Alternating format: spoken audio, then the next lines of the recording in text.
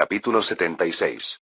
Naturalmente, Joseph no se abrió paso entre el público habitual, sino que entró al teatro directamente por la entrada VIP, escoltado por los guardias. Su asiento estaba en un lujoso palco en el tercer piso frente al escenario. Era muy espacioso, con capacidad para 12 personas. Sin embargo, en ese momento, él era el único que estaba sentado allí. A medida que el público iba tomando asiento, comenzó la música envolvente y el telón del escenario se abrió lentamente. En el escenario, el decorado era un castillo gris claro. En el interior del castillo, un joven rubio que llevaba un abrigo cruzado de color azul escribía runas en una botella de cristal cónica. Inmediatamente, una niebla de colores empezó a agitarse en el interior de la botella. Un hombre mayor con una túnica larga frente a él lo miró y dijo con voz indiferente: Gracias por el don de los elementos. Mi querido Urter Xiao, lamento que solo hayas alcanzado el tercer grado de alquimista. Inmediatamente se alzaron a su alrededor voces burlonas. Oh, ¿me ha engañado mi oído? Nuestro genio solo ha llegado al nivel 3. Debe haber sido rechazado por los elementos, sin ningún progreso durante años. Nunca imaginé que un genio caería tan rápido.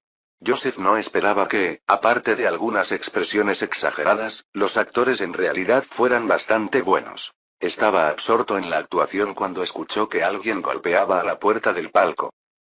Eman miró hacia afuera y le susurró a Joseph: Su Alteza, es el embajador británico. Por favor, déjalo entrar. Posteriormente, la puerta del palco se abrió y un hombre de mediana edad con una túnica gris negra y labios muy finos se quitó el sombrero y se inclinó ante Joseph. Respetado príncipe heredero, no esperaba encontrarlo aquí. Soy muy afortunado. Quizás no me reconozcan, pero mi nombre es David Ardley y soy el actual embajador británico en Francia. Por supuesto, estoy aquí hoy a título personal para visitarlos. Joseph le hizo un gesto con la cabeza. Es un placer conocerlo, señor embajador. Por favor, tome asiento. Ardley se sentó en la esquina trasera del palco, una posición invisible desde los otros palcos. Como embajador, era totalmente inapropiado que se reuniera en privado con el príncipe heredero de Francia. Incluso podría causar una disputa diplomática si se supiera. Respetado príncipe heredero, a menudo escucho a la gente elogiándolo, dijo Ardley con una sonrisa. El talento del niño bendecido por Dios asombra al mundo, su bondad ilimitada y su sabiduría.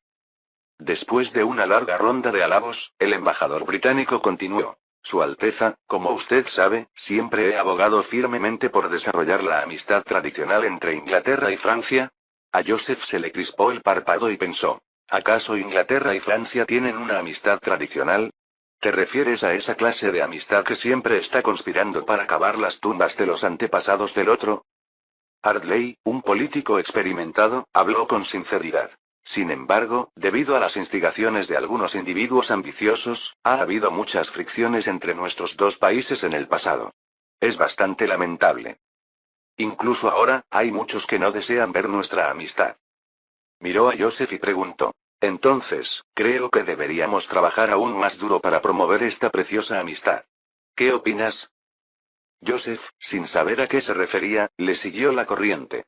Sí, larga vida a la amistad entre Inglaterra y Francia.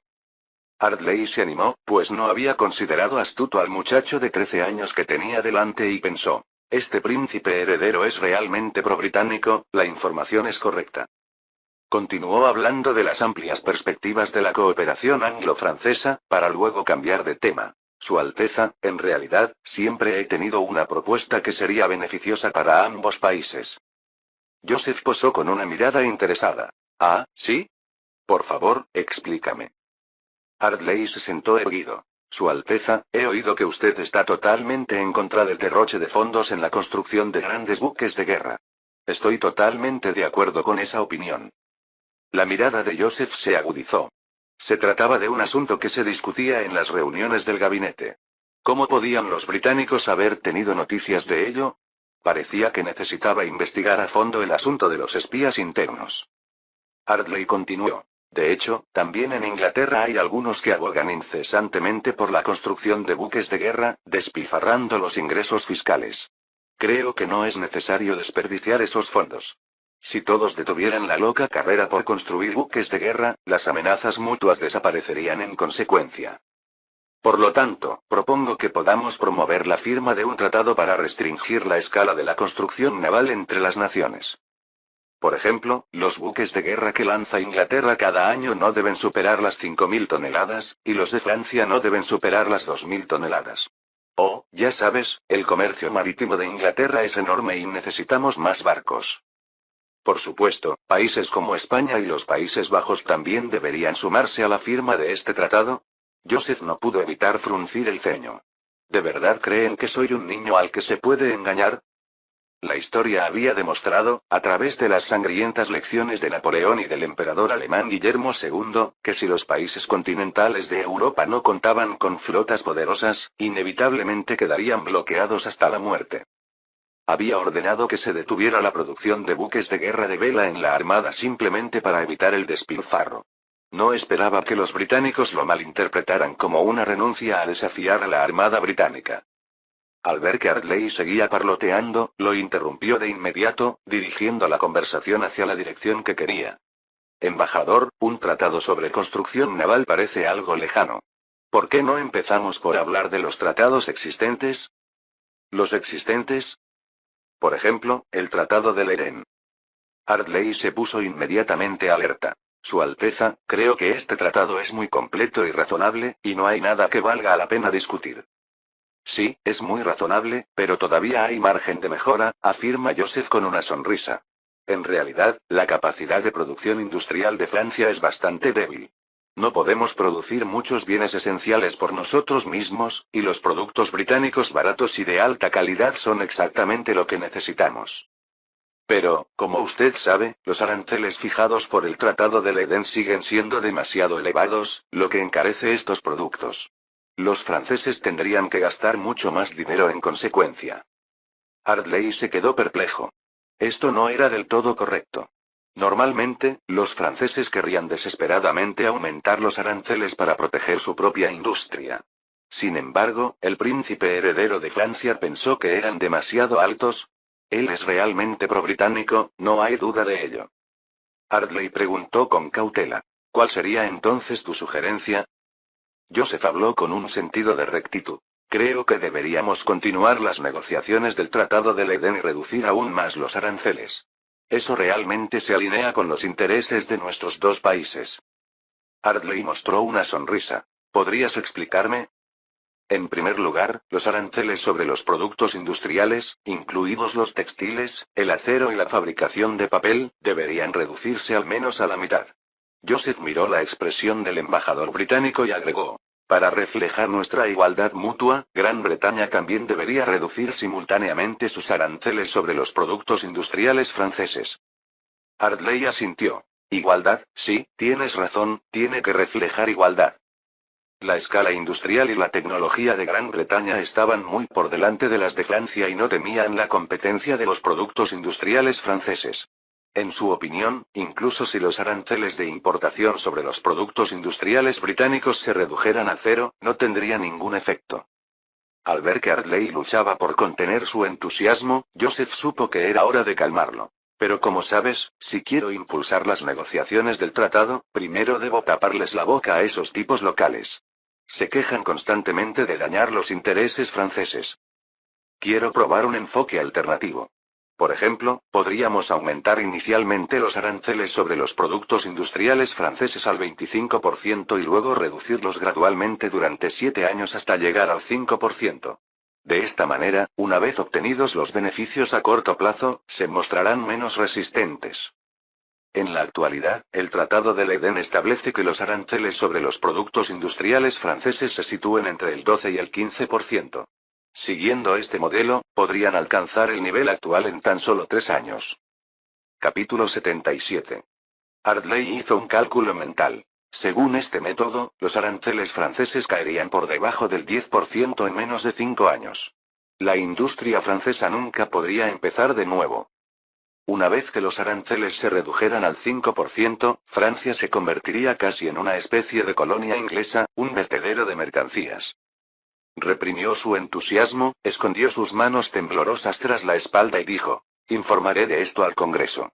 Sin embargo, personalmente creo que su sugerencia es muy beneficiosa. Joseph también respiró aliviado. Si los aranceles se mantenían en el nivel actual, las industrias francesas pronto se verían abrumadas por los productos ingleses. Un arancel del 25% permitiría a los talleres recuperar el aliento. Una vez que tuviera una base política, comenzaría a impulsar la revolución industrial en Francia. Con la tecnología y los conceptos de una época posterior, si no podía superar a Inglaterra en la industria en 7 años, bien podría comprar un bloque de queso y usarlo para triunfar. Una vez que Francia completara una versión mejorada de la revolución industrial, sería Francia la que enviaría mercancías a una Inglaterra debilitada por los aranceles. Después de haberle dado una paliza en el aspecto industrial, Joseph estaba dispuesto a recoger su interés. Señor embajador, Francia ha hecho concesiones arancelarias sustanciales en el sector industrial.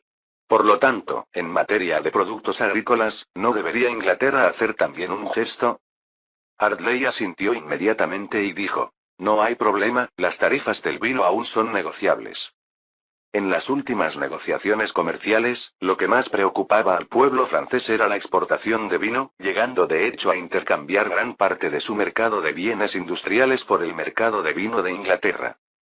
Joseph sonrió y dijo: de hecho, además del vino, tenemos algunos talleres de cerveza en Normandía, y creo que también hay algunos licores. Lo mejor sería reducir los aranceles sobre estas bebidas a menos del 10%. Ah, sí, artículos de lujo, también hay artículos de lujo. Quizá hayas oído que tengo algunas industrias de artículos de lujo. Si pudieras adaptarlas, te lo agradecería mucho. Ardley reflexionó brevemente y luego asintió. Sin duda transmitiré sus pensamientos al Congreso. La calidad de la cerveza francesa era bastante mediocre y las bebidas espirituosas tenían un volumen de ventas aún menor, por lo que pudieron abrir completamente el mercado inglés a ellas. El mercado de los artículos de lujo tampoco era demasiado grande. Comparados con los enormes beneficios de los bienes industriales, estos eran meros detalles. Me alegro de que hayamos podido llegar a un consenso, afirmó Joseph. Debemos trabajar juntos para acelerar la reanudación de las negociaciones comerciales. Entonces Ardley recordó otra preocupación. Su Alteza, lo que acaba de mencionar, ¿son sus propios pensamientos o representan? Es solo mi opinión, pero creo que también serán los términos que presente la delegación negociadora francesa.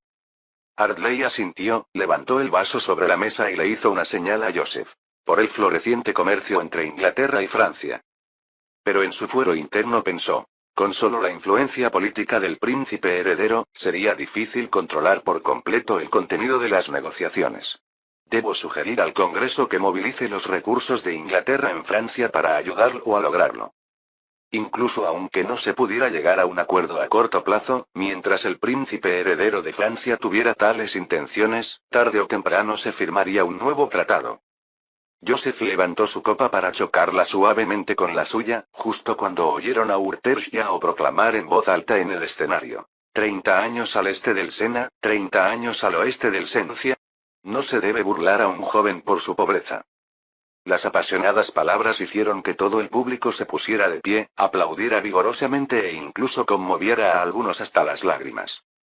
Entonces, no perturbaré su disfrute de la maravillosa obra, dijo Ardley, poniéndose de pie, haciendo una reverencia y despidiéndose. En su mente ya estaba haciendo cálculos. Si se podían cumplir todos los términos de negociación mencionados por el príncipe heredero de Francia, podría competir por el puesto de próximo primer ministro como un contribuyente distinguido. En cuanto a sus objetivos predeterminados para este viaje, la venta de tratados de construcción naval, esos habían quedado olvidados hace tiempo. Al día siguiente, en la sala de reuniones del salón este del Palacio de Versalles, estaba a punto de convocarse la primera reunión del gabinete después de que el Tribunal Supremo rechazara la legislación fiscal. Joseph entró por la entrada dorada del salón y guardó las diversas páginas del informe que sostenía. Se trataba de un informe de investigación que acababa de entregar Fouché. En él se mencionaba que habían encontrado a la amante de Gizo, una mujer llamada Ana. Con el arresto de Gizo, Ana se había empobrecido. Finalmente, bajo la inducción de un espía del Departamento de Asuntos Policiales, reveló que Gizo y Similion habían hablado de perturbar el distrito de Saint-Antoine para causarle problemas al príncipe heredero en su casa. El punto clave fue que en la conversación entre Gizo y Similion, se mencionó que si algo salía mal, un alto mando ayudaría a limpiarlo. Tras la detención de Gizo, Ana lo visitó y le pidió que buscara al comisario municipal de París, Lebebelle, y le dijo que encontraría la manera de ayudarlo. Aunque no había pruebas concretas, era básicamente seguro que la persona detrás de Gizo era Lebebelle. Y la facción política de Lebebelle pertenecía al bando del duque de Orleans. Él mismo no tenía ningún conflicto de intereses con Joseph. Por lo tanto, se podía deducir que el cerebro detrás de escena era el duque de Orleans. Además, Fouché había descubierto que antes de que Joseph asumiera el papel de ministro adjunto de Finanzas, el duque de Orleans había asistido a un banquete organizado por el gremio de banqueros y había pedido abiertamente a los bancos que retrasaran lo más posible el préstamo gubernamental de 6 millones de libras. Como al banquete asistía mucha gente, no fue difícil obtener esta noticia. Así pues, todo el problema fue creado por el duque de Orleans. Los ojos de Joseph estaban fríos. Tenía que encontrar una manera de erradicar ese flagelo. De lo contrario, no podía saber qué clase de problemas crearía para sí mismo en el futuro. Poco después, la reina María llegó a la sala de conferencias. Todos se inclinaron respetuosamente. La reunión del gabinete comenzó oficialmente. Brian, como ministro principal, estaba a punto de dar el resumen habitual de los asuntos importantes que habían ocurrido recientemente, pero vio que el ministro de Justicia Somiaré y el duque de Orleans intercambiaron una mirada, y luego Somiaré se puso de pie de repente, alzando la voz. Arzobispo Briane, en este momento, el tema más crítico para Francia es el avance de la legislación fiscal. Creo que todo el mundo debe estar esperando que usted presente los avances de este asunto. La expresión de Brian se ensombreció de inmediato. El rechazo de la ley por parte del Tribunal Supremo era de conocimiento público y la pregunta directa del ministro de Justicia en ese caso era claramente un desafío y un insulto para él. Reprimiendo su ira, respondió con voz grave. El Tribunal Superior se ha negado a registrarlo. Sin embargo, he revisado las disposiciones de la legislación y lo presentaré nuevamente al Tribunal Superior. Somiaré sonrió. La legislación que propusiste anteriormente apuntaba fuertemente a toda la nobleza, por eso fue rechazada. ¿Cómo planeas ajustarla esta vez? ¿Apuntarás a los militares o irás directamente a la familia real? Tú. Somiaré continuó. Hasta donde yo sé, el Tribunal Supremo ha llegado a un consenso para negarse a cooperar con usted. En otras palabras, cualquier legislación que presente en el futuro seguramente será rechazada. Mientras hablaba, se volvió hacia la reina María y alzó la voz. Su Majestad la Reina, creo que por el bien de la estabilidad financiera de Francia, deberíamos reemplazar al ministro de Finanzas para garantizar que la legislación fiscal pueda aprobarse lo antes posible. Antes de que la reina pudiera decir nada, el ministro de Asuntos Exteriores, Bingham, se puso de pie y se puso la mano sobre el corazón. Estoy de acuerdo con la sugerencia del conde de Simeón. Las finanzas de la nación están al borde del colapso y el arzobispo Briane debería hacerse cargo de esto. Capítulo 78. Somiaré se inclinó ante la reina María. Majestad, también he recibido noticias del duque de Sevilla, el conde Seibelier, marqués de Saint-Véran. Enumero más de 10 nombres de una sola vez, todos ellos pertenecientes a nobles muy influyentes. Para transmitir su sugerencia de que el arzobispo Brian renuncie a su cargo. Bilram miró a Brian y dijo. Hoy en día, en todo París, abundan los debates sobre cuestiones como la falta de conocimientos de finanzas del arzobispo Brian y que sus políticas financieras están obsoletas. La reina María no esperaba que tanta gente quisiera que Brian dimitiera y dudó, diciendo. Las cuestiones relacionadas con el proyecto de ley fiscal son muy complicadas, tal vez deberíamos darle más tiempo al arzobispo Brian. El duque de Orleans llevaba mucho tiempo conspirando para derrocar a Brian y ciertamente no le daría la oportunidad de recuperar el aliento. Se aclaró la garganta, se puso de pie y dijo. Su Majestad, la reina, algunos amigos de la industria bancaria me han dicho que debido a que el asistente del ministro de Finanzas interrumpió abruptamente la cooperación crediticia con 2 bancos no hace mucho tiempo, esto provocó que los bancos sufrieran graves pérdidas. Últimamente, todo el sector bancario ha expresado un fuerte descontento con las políticas financieras nacionales. Deliberadamente culpó a Brian de las acciones de Joseph para atacarlo. Sin embargo, esto era en cierta medida aceptable ya que Brian era la persona con mayor responsabilidad en el sistema financiero y debería ser responsable de cualquier asunto relacionado con las finanzas. Somiaré cooperó mostrando una expresión de sorpresa y dijo, esta situación suena muy grave. Así es, fingió el duque de Orleans con expresión preocupada. Mis amigos han revelado que el gremio bancario podría boicotear al arzobispo Brian, lo que afectaría gravemente la capacidad del gobierno para obtener préstamos. Miró a la reina María. Su Majestad, como usted sabe, sin el apoyo de los préstamos bancarios, no podremos pagar la deuda del gobierno, lo que significa un impago de los bonos nacionales. En realidad, esto era una exageración absoluta. Para el capital bancario, prestar al gobierno era la mejor opción. No solo los intereses eran altos, sino que además casi no había preocupación por no poder cobrar los préstamos. El Banco Ravel y el Banco Labod habían perdido el negocio de prestar al gobierno, lo que hizo que sus ingresos cayeran en picado, y estaban tan ansiosos como hormigas en una sartén caliente. Sin embargo, la reina María empezó a sentirse inquieta y, frunciendo el ceño, preguntó: ¿qué se puede hacer al respecto? ¿Hay margen de recuperación? Tal vez. El duque de Orleans pensó mucho por un momento, luego de repente miró hacia arriba y dijo: hay una persona que puede lidiar con la situación actual. La reina preguntó ansiosamente: ¿quién es él? Usted también lo conoce, señor Necker, dijo el duque de Orleans. Siempre ha estado muy relacionado con el sector bancario y posee una amplia experiencia en gestión financiera.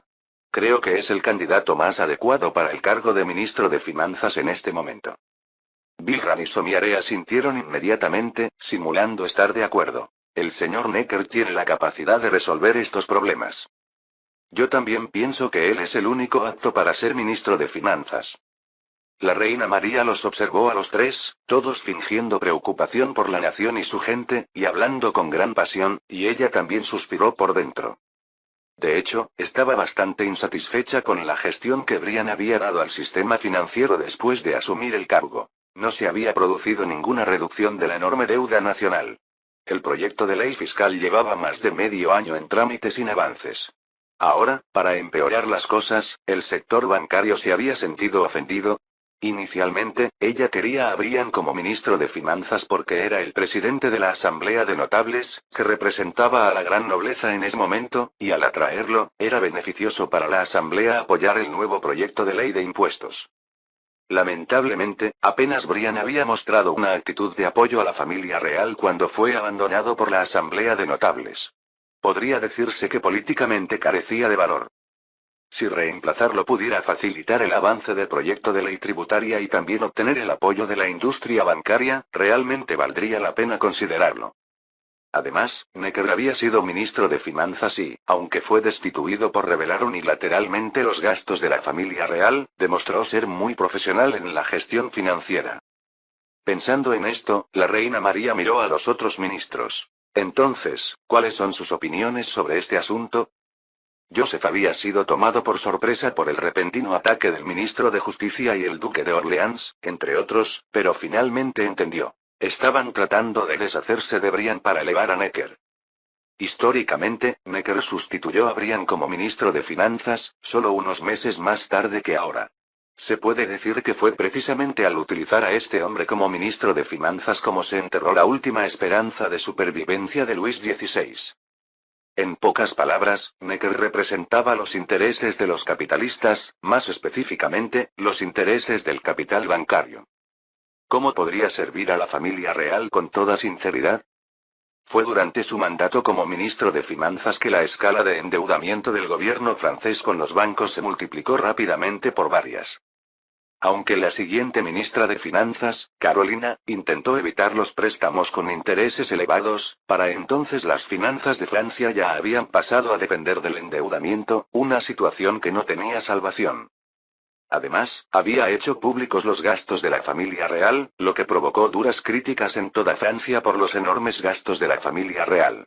En realidad, una gran parte de ellos eran gastos gubernamentales para recomprar tierras nobles y similares. Los gastos reales de la familia real estaban cubiertos esencialmente por las propiedades e industrias del propio rey, y el rey a menudo tenía que usar su riqueza privada para llenar huecos en el tesoro. Los ojos de Joseph se entrecerraron levemente. No podía permitir de ninguna manera que el duque de Orleans se saliera con la suya. Su propia legislación fiscal estaba apenas empezando a tomar forma y necesitaba la cooperación de Brian en ese momento. Tenía que protegerlo, lo que también era un punto en contra de Necker. Se puso de pie inmediatamente y dijo: de hecho, el arzobispo Brienne ha sido muy eficaz a la hora de impulsar la legislación fiscal. Uno puede ir a París y ver que mucha gente cree que la nobleza debería pagar impuestos territoriales y similares, y apoyan mucho la nueva legislación fiscal. Aunque exageraba un poco, en realidad había empezado a surgir en gran número una opinión pública similar. Somiaré lo miró y le dijo: príncipe heredero, hasta donde yo sé, todavía hay muchos que se muestran escépticos sobre la legislación fiscal. Joseph se rió con desdén. Pero ese número seguirá disminuyendo. A medida que la circulación de sus dos periódicos fuera aumentando, la opinión pública se inclinaría inevitablemente a apoyar el proyecto de ley. Además, el contenido del proyecto de ley no afectaba a la mayoría de la gente y podía mejorar las finanzas del gobierno, por lo que no había motivos para no apoyarlo. No, Su Alteza, la legislación fiscal ha sido rechazada durante mucho tiempo, la gente no va a... Joseph no quería enredarse con él en estos asuntos menores. La otra parte estaba claramente preparada y, si entraba en una discusión de los detalles, eso se adaptaría a su ritmo. Joseph inmediatamente levantó la mano para interrumpirlo, volviéndose hacia la reina María. Su Majestad, el arzobispo Brienne tiene desde hace mucho tiempo un plan detallado para promover la legislación fiscal y ya ha comenzado a implementarlo. Puedo asegurar a todos con total seguridad que, en el plazo máximo de 2 meses, la legislación fiscal será registrada en el Tribunal Supremo. Todos los presentes quedaron desconcertados, no esperaban que Brian estuviera tan seguro. Brian también estaba completamente desconcertado, ya que él mismo no sabía nada de este plan, pero rápidamente se dio cuenta de que el príncipe heredero lo estaba ayudando. Capítulo 79. Dausumial y Bilran inmediatamente miraron hacia el duque de Orleans. Habían hecho planes exhaustivos pero no anticiparon tal situación. Según el patrón habitual de los conflictos políticos, ante su repentino ataque, el desprevenido arzobispo Brienne solo podía reaccionar de 2 maneras posibles. 1. Admite la derrota y anuncia directamente su dimisión. En segundo lugar, ofrece excusas engañosas y espera a que termine la reunión del gabinete antes de buscar influencia política para salir del atolladero. Sin embargo, su bando estaba bien preparado. Cuando llegara el momento, movilizarían a más miembros del gran grupo noble y se unirían a la industria bancaria para presionar a la reina María. Al final, el arzobispo Brienne estaba destinado a ser destituido. Sin embargo, ¿quién iba a pensar que el arzobispo Brienne contraatacaría en el acto? El duque de Orleans frunció el ceño y dijo con frialdad: arzobispo Brienne, antes no sabía qué hacer para sacar adelante el proyecto de ley sobre impuestos. ¿Cómo es que de repente está tan confiado? La situación financiera de Francia es extremadamente grave. Si después de 2 meses no se logra aprobar el proyecto de ley... El arzobispo Brienne miró a Joseph con el rabillo del ojo y, al ver su mirada afirmativa, se armó de valor y declaró en voz alta: Duque de Orleans, ¿cómo sabe que mis intentos anteriores no fueron pruebas para el Tribunal Supremo? Y el rechazo del proyecto de ley también forma parte de mi plan general. Era ya un veterano en el ámbito político, capaz de decir verdades y falsedades con facilidad. Luego miró hacia la reina María y dijo con expresión decidida: Su Majestad, si la factura de impuestos aún no se ha registrado después de 2 meses, por favor exílieme a Córcega. Exiliar a funcionarios de alto rango que habían cometido errores era una tradición en Francia, generalmente a ciudades remotas como Lorena o Perpiñán, pero ser exiliado a una isla fuera del continente era un castigo mucho más severo. De hecho, el arzobispo Brienne había previsto su despido tarde o temprano, y estaba dispuesto a aceptarlo con resignación, pero por alguna razón, tuvo la premonición en ese instante de que el príncipe heredero realmente podría lograr que se aprobara el proyecto de ley.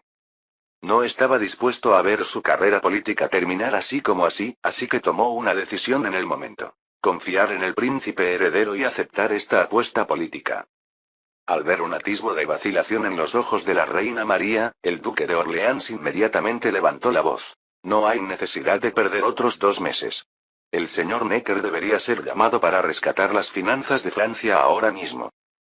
Joseph sonrió levemente y preguntó: Permítame preguntarle, duque de Orleans, ¿está seguro el señor Necker de que puede lograr que se apruebe el proyecto de ley de impuestos en 2 meses?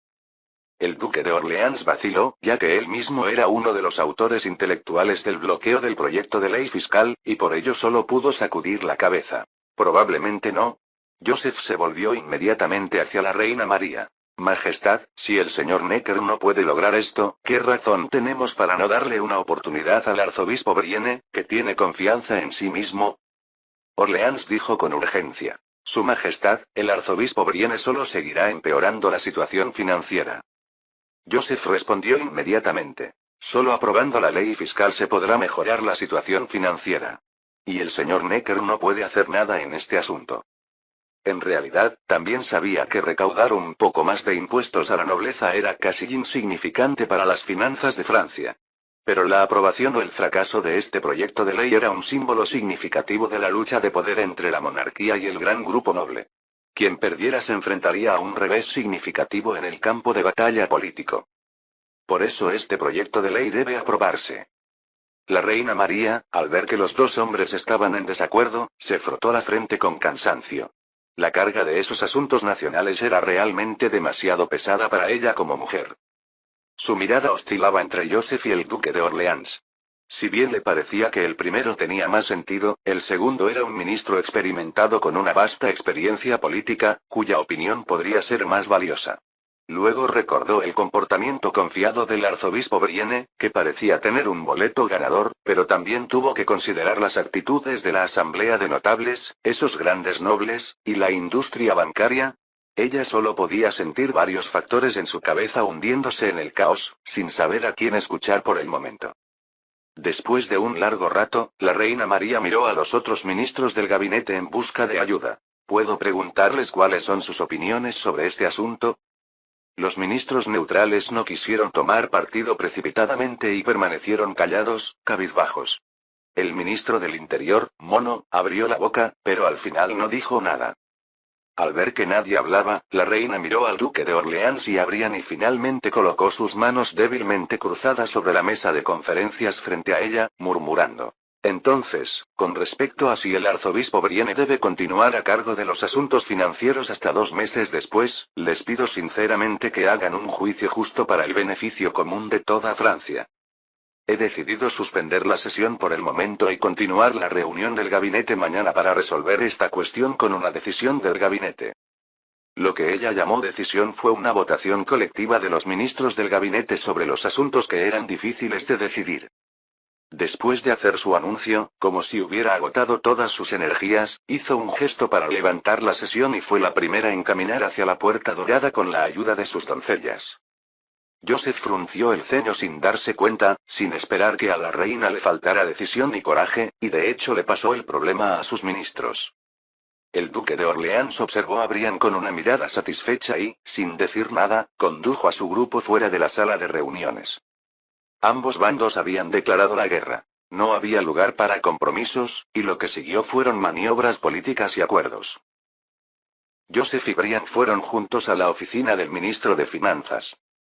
Después de cerrar la puerta, Brian inmediatamente hizo una reverencia y dijo: Gracias, Alteza, por su ayuda. Me ha salvado a mí y también a las finanzas de Francia. Luego, con entusiasmo, hizo su pregunta más urgente. Por favor, debe decirme la verdad, ¿está realmente seguro de que puede lograr que se apruebe el proyecto de ley? Joseph sabía que sus intereses estaban alineados, por lo que no había preocupación de que Brian filtrara secretos, e inmediatamente asintió. Tenga la seguridad de que realmente tengo confianza. La asamblea de notables puede parecer una bestia política difícil de enfrentar, pero, de hecho, tiene dos debilidades fatales. En primer lugar, su interior no es un todo extremadamente unido, sino una combinación del gran grupo noble y la nobleza capitalista. Se puede entender a estos simplemente como los nuevos ricos que han acumulado riqueza rápidamente. Podemos dividirlos y separarlos. En segundo lugar, depende demasiado del Tribunal Supremo. Sin el apoyo del Tribunal Supremo, no son más que un puñado de nobles comunes y corrientes sin autoridad. Y como el Tribunal Supremo es inherentemente corrupto, hay muchas vulnerabilidades que atacar. Brian asintió pensativamente al escuchar esto. Tu análisis es muy esclarecedor, pero solo tenemos 2 meses. Joseph sonrió inmediatamente. Tenga la seguridad de que ahora tengo suficientes intereses y métodos para dividir la asamblea de notables en mis manos, así como las herramientas de opinión pública para someter a la Corte Suprema.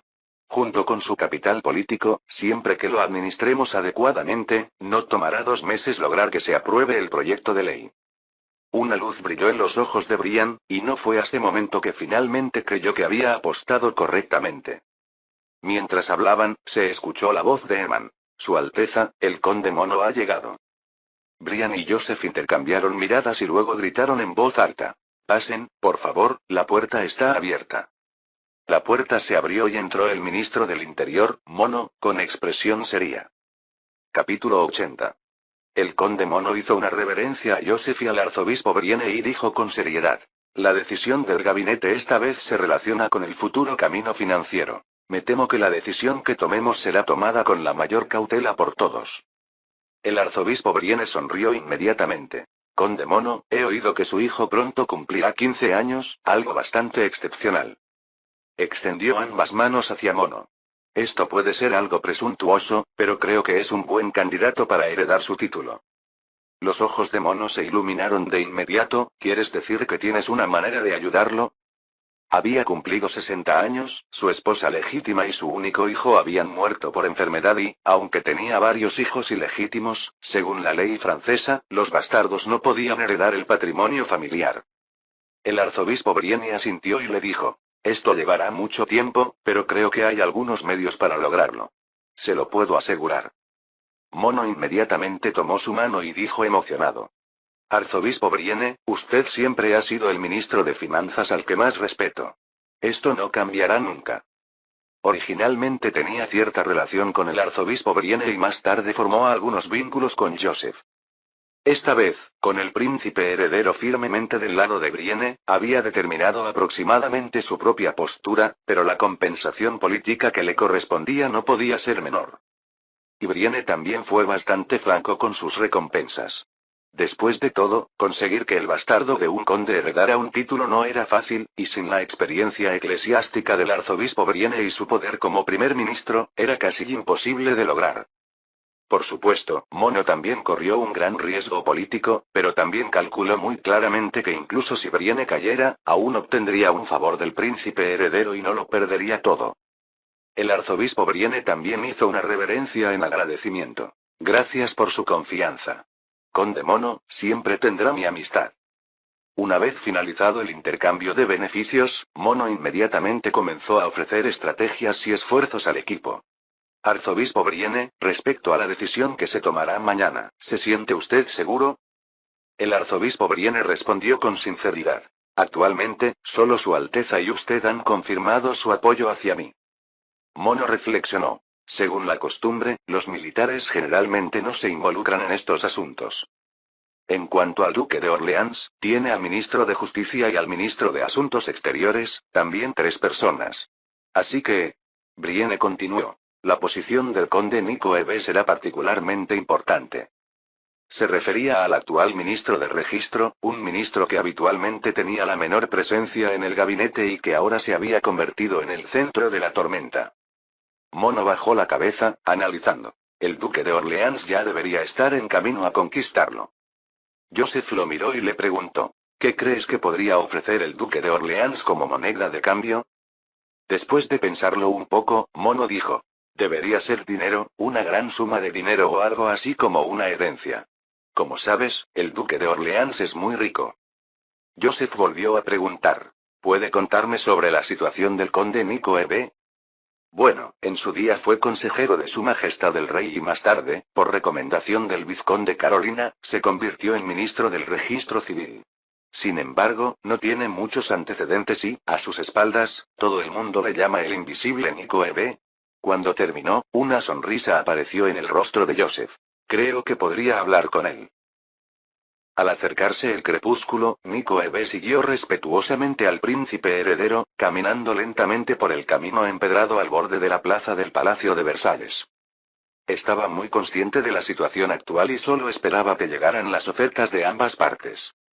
Sin embargo, originalmente pensó que Brian vendría a buscarlo, pero fue el príncipe heredero quien llegó. ¿Negociaciones comerciales? Nico Ebe parecía extremadamente sorprendido. Su Alteza, ¿está diciendo que quiere que presida las negociaciones comerciales? Joseph asintió. Sí, dentro de poco reabriremos las negociaciones para el Tratado del Edén con Inglaterra. Nico Ebe preguntó desconcertado. Pero, ¿qué tiene que ver esto conmigo? Este tipo de negociaciones suelen ser responsabilidad del ministro de Asuntos Exteriores y del ministro de Finanzas. Joseph se rió. No es necesariamente así. El ministro de Finanzas está a cargo de redactar los términos específicos, mientras que otra persona es responsable de coordinar y comunicarse con los británicos. Verá, después de la reunión de gabinete de hoy, a Bilra le ha resultado bastante difícil trabajar con el arzobispo Brian. Y como el ministro de Finanzas debe participar en las negociaciones, tendremos que elegir a otra persona para que colabore con el arzobispo Brian. Como usted, por ejemplo. Al oír esto, Nico Eva se sintió conmovido. Dirigir las negociaciones con los británicos podría darle un capital político que nunca podría obtener realizando decenas de miles de censos. El logro más significativo del célebre conde de Bergena fue facilitar la alianza franco-americana, seguida de la firma del Tratado de Lerén. ¿Podría él también tener la oportunidad de alcanzar el prestigio del conde Bergena? Ante este pensamiento, de repente vaciló y dijo con cierta reserva. Pero Su Alteza, no tengo experiencia en esta área. Joseph respondió inmediatamente. Eso es fácil, todo lo que hay que hacer es mantener la dignidad de Francia frente a los ingleses. Sé que posees habilidades excepcionales. Solo que no has tenido la oportunidad de mostrarlas. Si puede demostrar sus habilidades diplomáticas durante estas negociaciones para que todo el mundo las vea, podría incluso tener la oportunidad de asumir el cargo de ministro de Asuntos Exteriores. La respiración de Nico Eva se aceleró un poco, no solo porque el cargo de ministro de Asuntos Exteriores tenía mayor autoridad, sino más bien porque hacía tiempo que estaba cansado del sistema de registro, sin oportunidades llamativas, con documentos y datos uniformes e incluso siendo calificado de forma burlona de transparente. Ser ministro de Asuntos Exteriores, sin embargo, significaba tener el mundo como escenario, donde se podía bailar libremente entre diferentes naciones, disfrutando de un abandono tan despreocupado y heroico. Miró a Joseph y preguntó con seriedad. Su Alteza, ¿está seguro de que se renegociará el acuerdo comercial? Totalmente seguro. Puedes preguntarle al embajador británico en Francia sobre la situación en cuestión. Entonces, ¿el arzobispo Brian presidirá las negociaciones conmigo? Lo que he transmitido es precisamente la intención del propio arzobispo. Joseph mantuvo su sonrisa en todo momento. Cuando escuchó del conde Mono que Nico Eve provenía de una familia muy adinerada pero que siempre había carecido de presencia en el gabinete y que estaba bastante insatisfecho con él, supo exactamente qué ofrecer a cambio. De hecho, Nico Eve hizo una pausa, se dio la vuelta e hizo un gesto sobre su pecho. Su Alteza, tendrá el voto que busca. Joseph asintió con satisfacción y luego añadió. Conde Nico Eve, hay una última cosa que me gustaría recordarle. Si el arzobispo Brie dimite como ministro de Finanzas, serán Necker y Bilran los que presidan las negociaciones comerciales. Nico Eve dijo inmediatamente con tono decidido. Sí, Su Alteza, me aseguraré de que tal cosa no suceda. Comparados con el atractivo del puesto de ministro de Asuntos Exteriores, los cientos de miles de libras que le prometió el duque de Orleans eran absolutamente insignificantes. Después de separarse de Nico Eve, Joseph se dirigió al Palacio de Versalles, reflexionando para sí mismo que la política era como regatear entre vendedores de mercado. Algunos hacían ofertas, otros contraofertas y, al final, el mejor postor ganaba. También hubo quienes entendieron la psicología de los compradores lo suficientemente bien como para pedir la luna. O si eras lo suficientemente fuerte, simplemente forzabas una venta. Pero al final todo fue un intercambio. Fin del capítulo 80.